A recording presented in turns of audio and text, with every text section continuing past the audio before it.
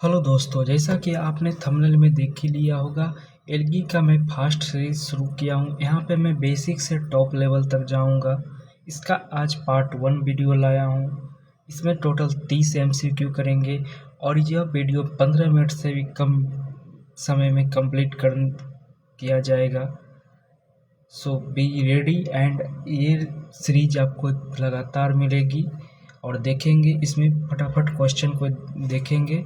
चलिए शुरू करते हैं क्वेश्चन नंबर 1 से। क्वेश्चन नंबर 1 है, एलगी शब्द किसने दिया था? इसमें बताना है, आप बताइए। लिनियस, इंगलर, फ्रीस या इचलर ने दिया था? किसने दिया था? इसका आंसर जो हो जाएगा वो बी हो जाएगा। लिनियस साहब ने दिया था इस एलगी शब्द को। क्वेश्चन नंबर 2 देखेंगे। एलगी के अध्ययन को क्या कहा जाता है? Mycology, bryology, phycology, pomology.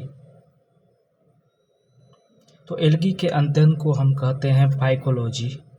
सी सही हो जाएगा। क्वेश्चन नंबर 3, फाइकोलॉजी के जनक, फादर ऑफ फाइकोलॉजी किसे कहा जाता है? लिनियस को, फ्रिस्चर को, स्मिथ को, हार्वे को? किसको कहा जाएगा? क्वेश्चन नंबर 3 बताइएगा। इसका आंसर हो जाएगा Fritsch. Next question number 4, father of Indian phycology किसे कहा जाता है? MOP अयंकर को, FE फ्रिट्सच को, लिनियस को, हार्वे को? इसका ए सही हो जाएगा, MOP अयंकर को। 4 का A. Question number 5, MOP Iyengar ने किस शैवाल की खोज की थी? Chlorella, Volvox, Fritschiella, स्पाइरोगैरा?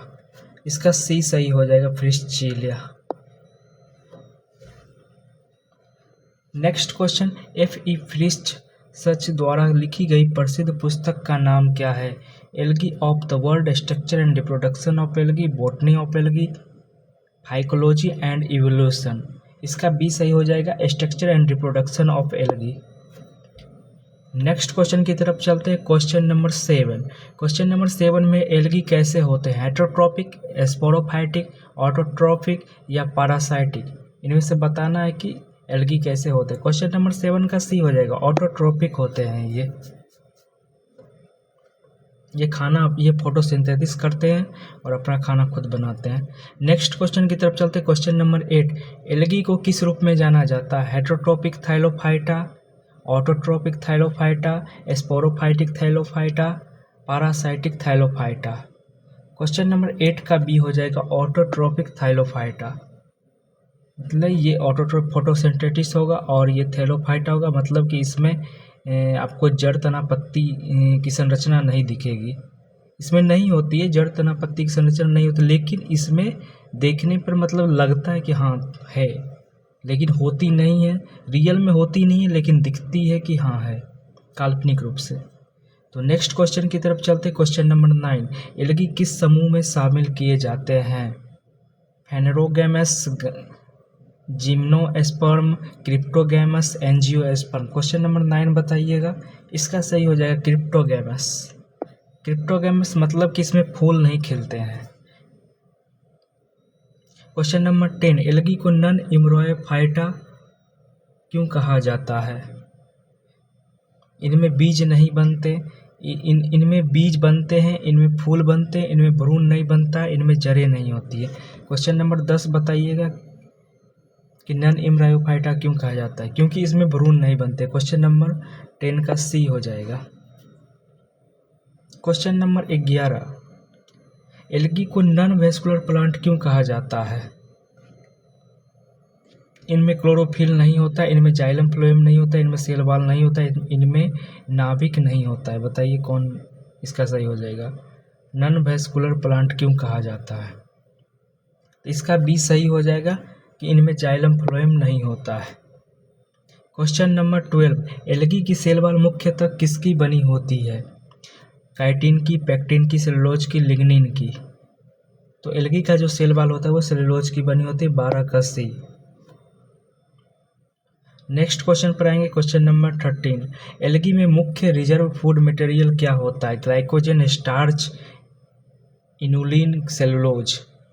तो एलगी का रिजर्व फूड मटेरियल जो होता है RFM जिसको शॉर्ट फॉर्म में कहते हैं,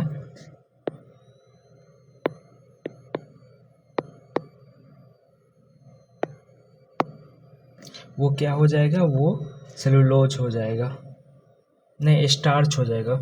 सेलुलोज की तो सेल वॉल बनी होती है, स्टार्च के फॉर्म में सेलुलोज होता है, तो इसका बी सही हो जाएगा।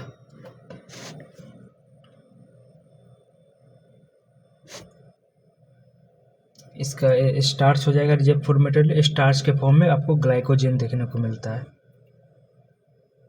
नहीं सॉरी, ग्लूकोज देखने को मिलता है आपको इसमें। Next question, question number 14।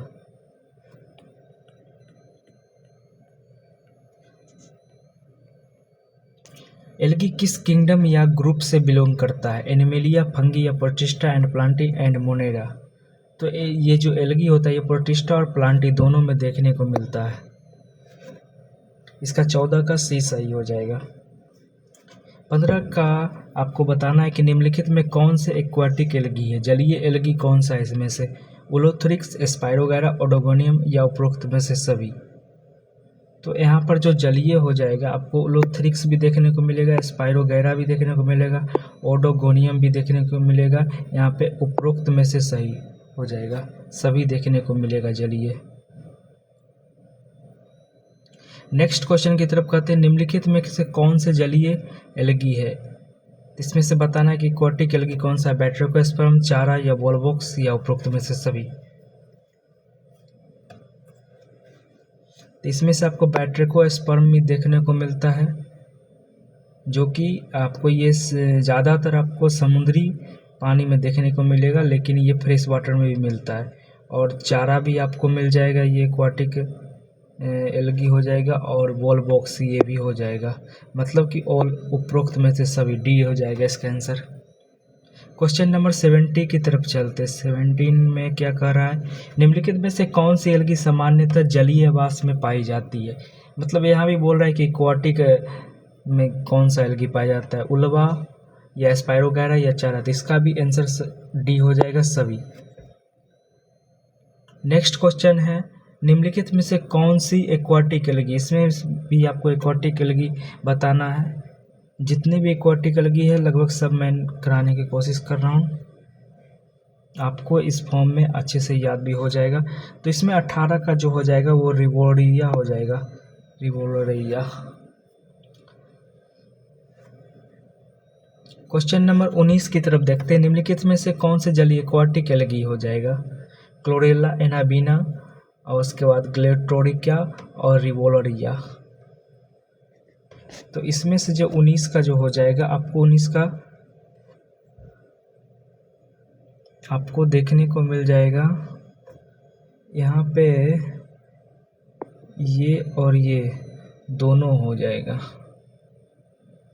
सी और डी यहाँ पे आंसर आना चाहिए, लेकिन यहाँ पे है नहीं, तो ये आप दोनों मारेंगे।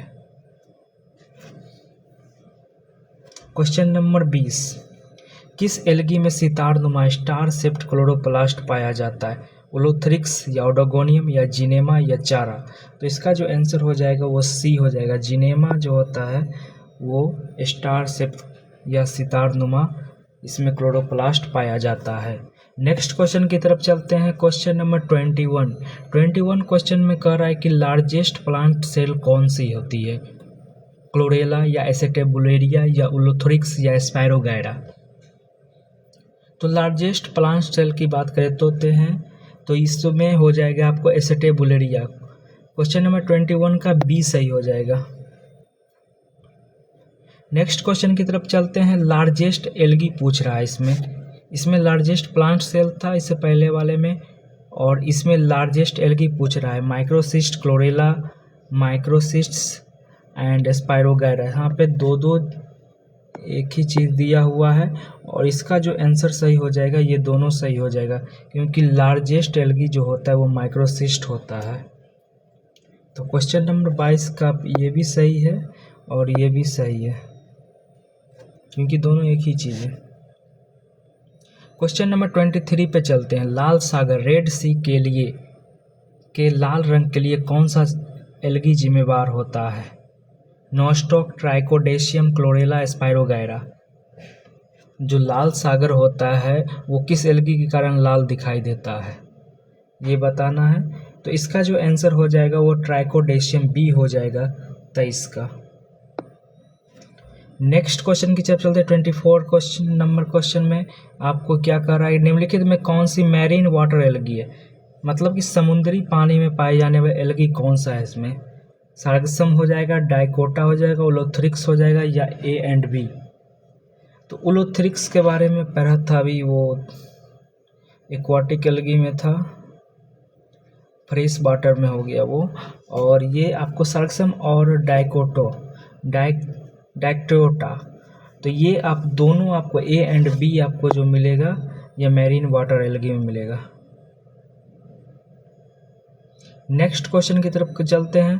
24 हो गया है। 25 नंबर क्वेश्चन, वर्षा ऋतु में जमीन किस ब्लू ग्रीन एल्गी के कारण फिसलन युक्त हो जाती है। नॉस्टॉक, एनाबिना, ओसेलेटोरिया, रिवलोरिया, कौन सा बताना है इसमें आपको। तो इसका जो सही हो जाएगा ऑप्शन सी, ओसेलेटोरिया। 25 का सी सही हो जाएगा, ओसेलेटोरिया। क्वेश्चन नंबर 26 पे चलते हैं। एसिडिक सॉइल, अम्लीय भूमि का सूचक कौन सा शैवाल माना जाता है। अम्लीय का नॉस्टॉक, एनाबिना, फ्रिस्चेला, ओसेलेटोरिया। इसमें से आपको देखने को मिल जाएगा 26 का आपको सी देखने को मिलेगा, फ्रिस्चेला। फ्रिस्चेला एल्गी को किसने खोजा था, M.O. एंकर ने खोजा था। नेक्स्ट क्वेश्चन की तरफ चलते हैं। क्वेश्चन नंबर 27, भूमि की उर्वरकता बढ़ाने में कौन सा शैवाल सहायक होता है, मतलब कि फर्टाइल भूमि के लिए कौन सा शैवाल जिम्मेवार होता है फर्टाइल भूमि के लिए। ओसेलेटोरिया, वाउचेरिया, क्लोरेला, उल्वा। 27 का भी हो जाएगा वाउचेरिया। वाउचेरिया आपको इसमें ट्यूब जैसा इसका जो शेप होता है वो नली जैसा होता है। नेक्स्ट क्वेश्चन की तरफ चलते हैं। क्वेश्चन नंबर 28, क्षारीय भूमि एल्काइन सॉइल से संबंधित कौन सा शैवाल है। Anabaena, Nostoc, Oscillatoria, A and B. तो इसका डी सही हो जाएगा 28 नंबर का। एनाबिना और नॉस्टॉक दोनों जो होता है वो एल्काइन सॉइल के लिए जिम्मेवार होता है। नेक्स्ट क्वेश्चन की तरफ चलते हैं। 29 नंबर, किस शैवाल को स्टार जेली कहा जाता है। एनाबिना, ओसेलेटोरिया, नॉस्टॉक, रिवोलारिया, कौन सा हो जाएगा।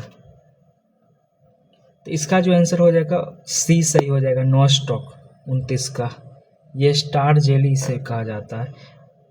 आज का लास्ट क्वेश्चन, क्वेश्चन नंबर 30, निम्नलिखित में से कौन सी शैवाल नाइट्रोजन फिक्सेशन करती है। Anabaena, Nostoc, Spirogyra, A and B. तो इसका डी सही हो जाएगा। एनाबिना और नॉस्टॉक दोनों नाइट्रोजन फिक्सेशन का काम करता है। तो आज का 30 क्वेश्चन कंप्लीट हो गया आपको 15 मिनट से कम समय में। अब आपको नेक्स्ट पार्ट भी देखने को मिलेगा, उसमें भी आपका 30 क्वेश्चन लगभग देखने को मिलेगा। और ऐसा ही अभी सीरीज पूरा चलेगा, बेसिक से टॉप तक हम लोग जाएंगे और सभी टॉपिक का ऐसा ही कवर किया जाएगा। आपके आने वाले सभी एग्ज़ाम में ये बेहद ही महत्वपूर्ण होने वाला है और आपका कितना तैयारी हुआ इससे आपको पता चल जाएगा। तो ऐसे ही वीडियो के लिए आप इस चैनल को सब्सक्राइब रखें और लाइक, सब्सक्राइब और कमेंट ज़रूर करें कि आपको इसमें और क्या चाहिए, क्या इसमें आपको सुधार चाहिए, हर तरह का कमेंट करके ज़रूर बताएं। So thank you guys.